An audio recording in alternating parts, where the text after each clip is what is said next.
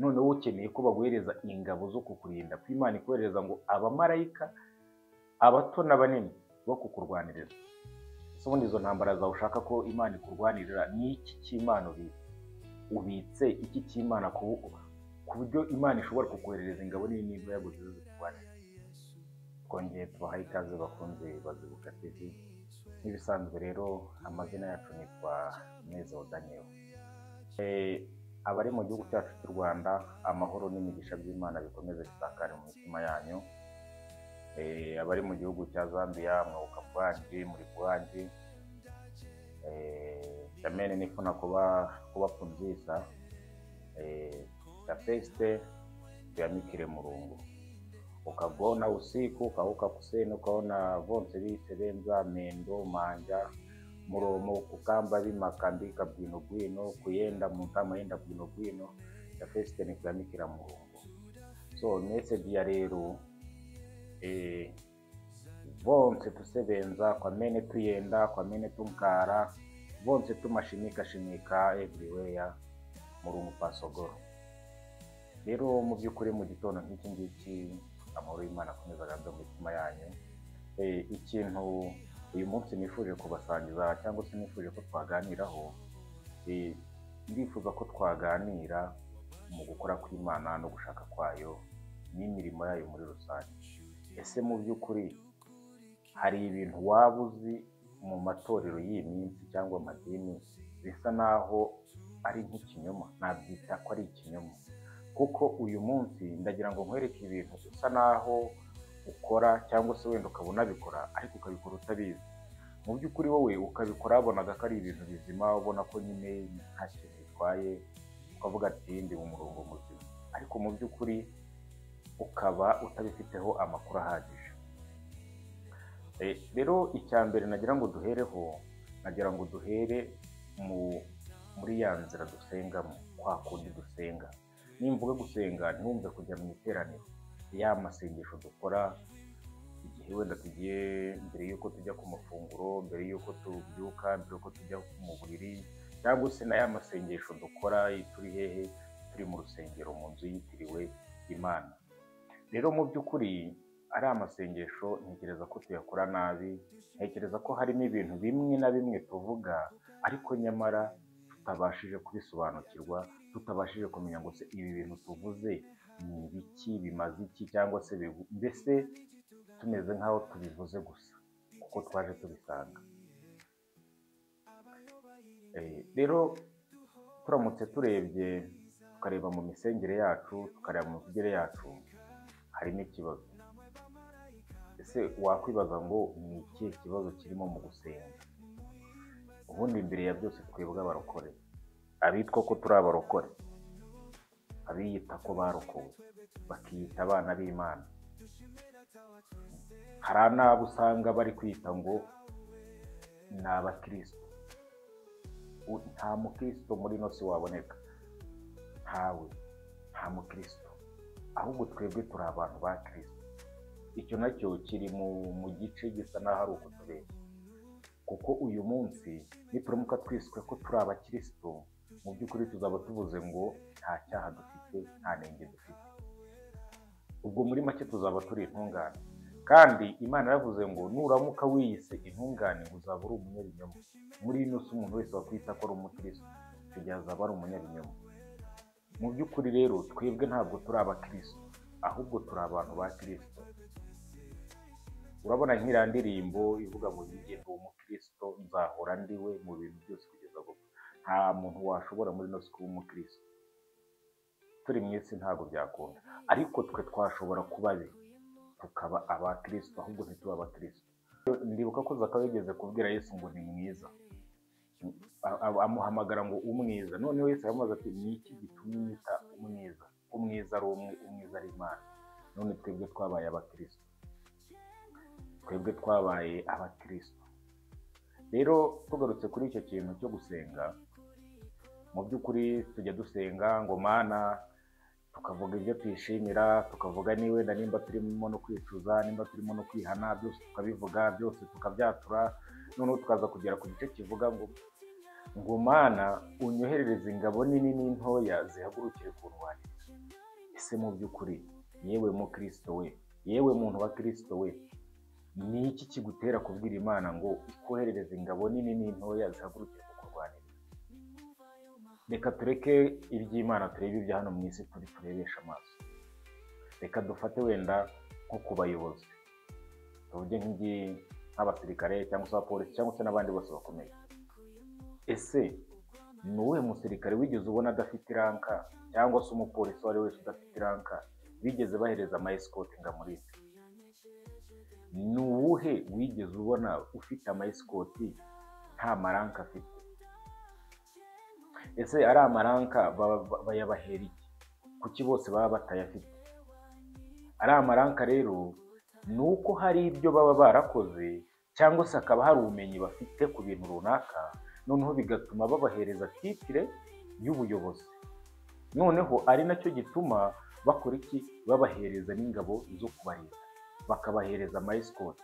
Noneho ukeneye ko baguhereza ingabo zo kukurinda, ko Imana ikohereza ngo abamarayika abato n'abanini bo kukurwanirira. Ese ubundi izo ntambara zawe ushaka ko Imana ikurwanirira ni iki cy'Imana ubitse iki cy'Imana ku buryo Imana ishobora kukoherereza ingabo nini n'intoya ngo zize kurwanira? Mu by'ukuri rero biriya nabyo njye mbyita ko ari ikinyoma.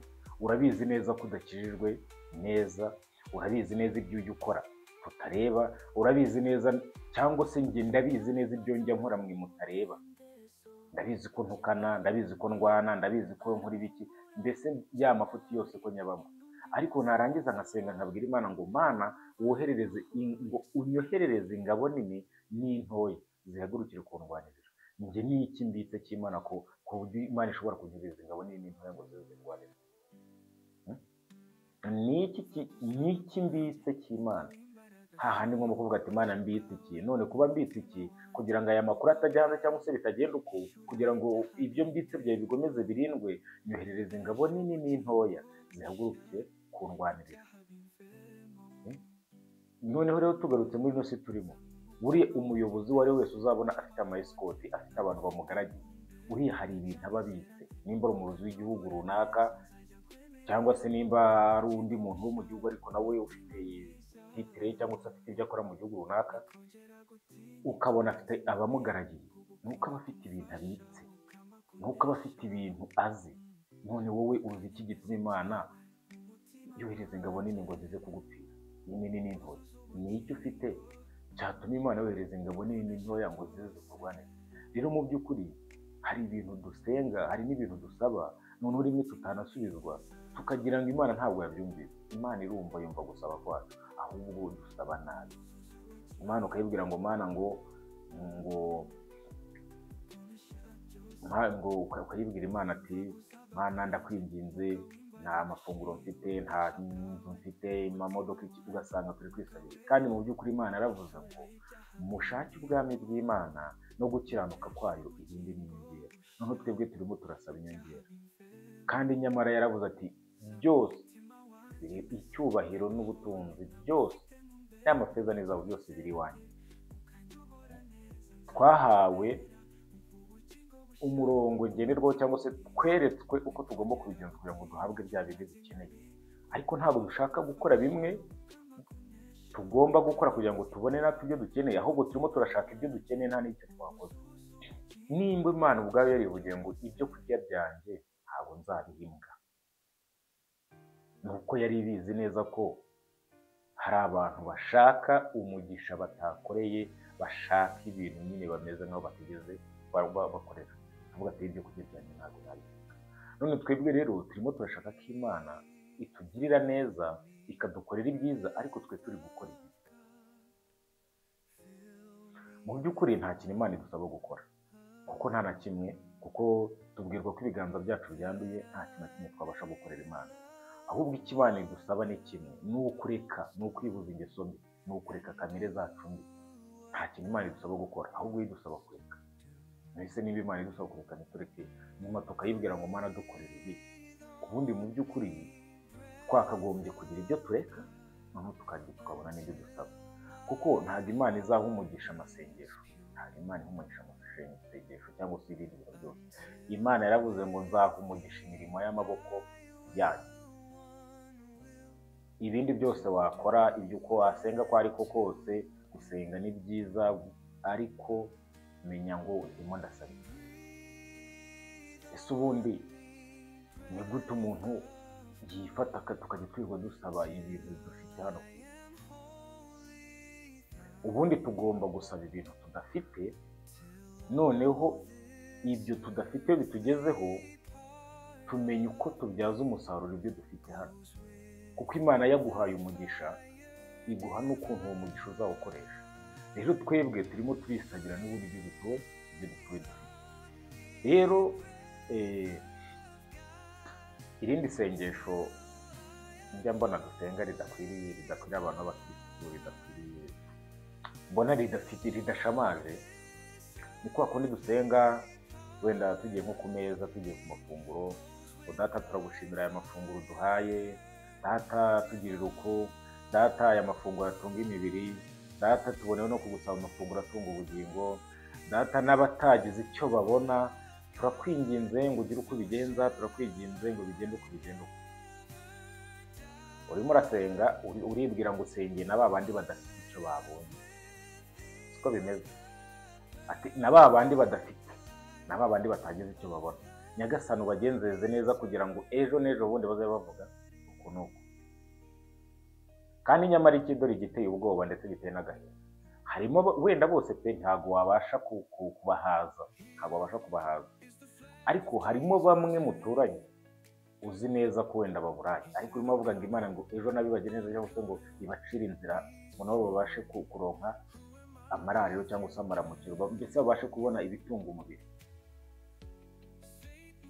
Ese ubundi isengesho iyo umuntu arisenze rimeze uko rirazamuka, ahubwo ikintu umuntu aba agomba gukora, umuntu aba agomba gufata kuri twa tundi dukeya afite akagenda akaherezaho wa muntu baturanye, kuko Imana buriya ntabwo izakubaza umuntu uri mu kindi gihugu, nta nubwo uzakubaza umuntu uri mu yindi ntara, ahubwo izakubaza uwo muntu muturanye, izakubaza uwo muntu mwegeranye, izakubaza uwo nguwo muri kumwe, uwo mucirani wawe niwe izakubaza.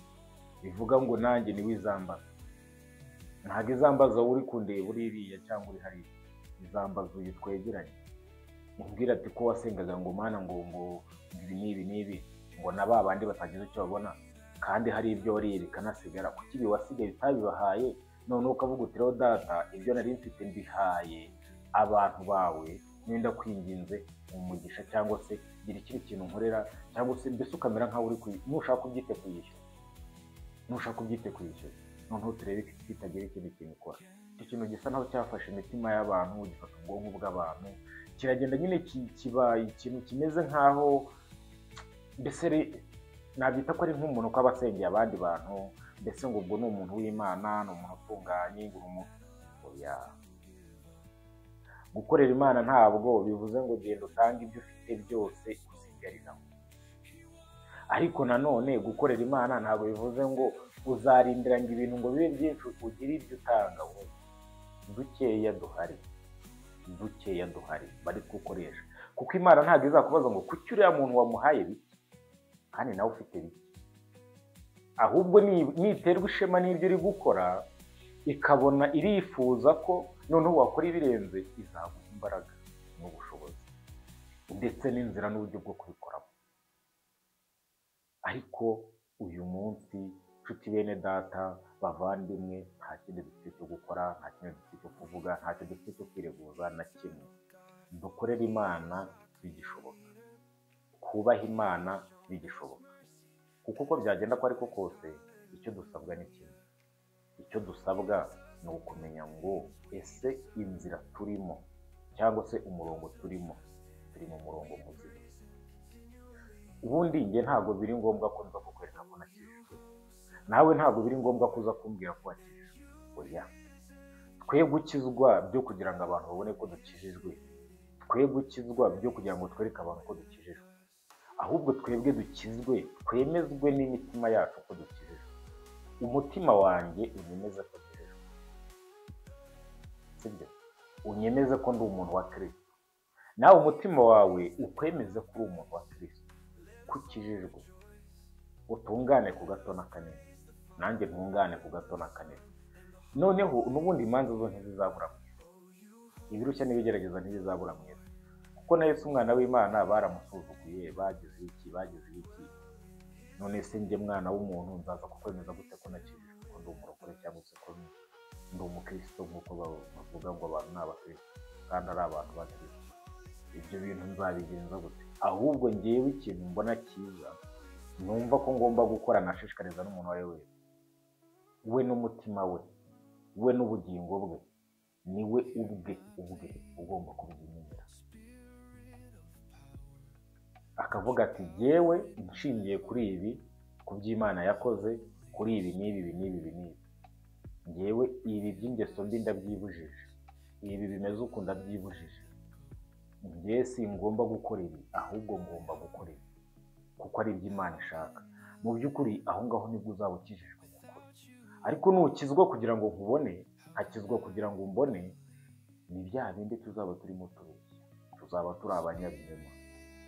Inshuti rero bakunzi ba Zibuka TV, twongeye kubashimira, kandi iyi ni channel yacu, channel yanyu, uri mu Rwanda, uri hanze y'igihugu cy'u Rwanda, uhereye hariho hose, nabasaba ko nimba bishoboka mu rwanyu ruhande mwabana n'abantu bose amahoro ya Kristo agomeza aganze mu mitima yanyu, kandi ibyo mwifuza ku Mana cyangwa se ibyo mushaka ku Mana muyiboneho, Imana mwigireho umugisha.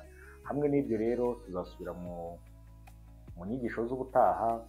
Amahoro n'urukundo n'ubugwaneza biganze mu mitima yanyu. Murakoze cyane, naho ubutaha.